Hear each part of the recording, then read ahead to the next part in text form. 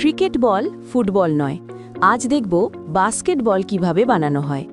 এই বল তৈরির প্রক্রিয়া কিন্তু সত্যি একটু ভিন্ন রকম। প্রথমেই চামড়া পিষে তৈরি করা হয় পাতলা শীট, যেগুলোই হবে বলের বাইরের আবরণ।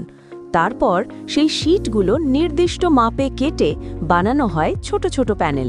প্রতিটা প্যানেলে সূক্ষ্মভাবে ফুটো করে দেওয়া হয়, আর সেই ফুটো দিয়েই পরে ভরা হয় বাতাস। এরপর হিট মেশিনে তৈরি হয় রাবারের ব্লাডার, যা বলের প্রাণ। এই ব্লাডারটাকে চারপাশে জড়িয়ে দেওয়া হয় নাইলন ও পলিস্টার ফাইবারে, যাতে বলটি আরও শক্ত ও টেকসই হয়। তারপর একে একে বাইরের চামড়ার প্যানেলগুলো ব্লাডারের উপর আঠা ও প্রেস মেশিনের সাহায্যে বসানো হয়।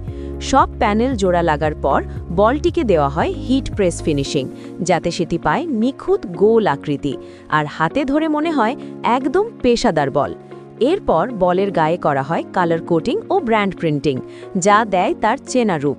সব শেষে প্রতিটি বলের হয় বাউন্স টেস্ট, এয়ার টেস্ট ও সারফেস চেক, যেন কোর্টে নামার আগেই থাকে পুরোপুরি প্রস্তুত।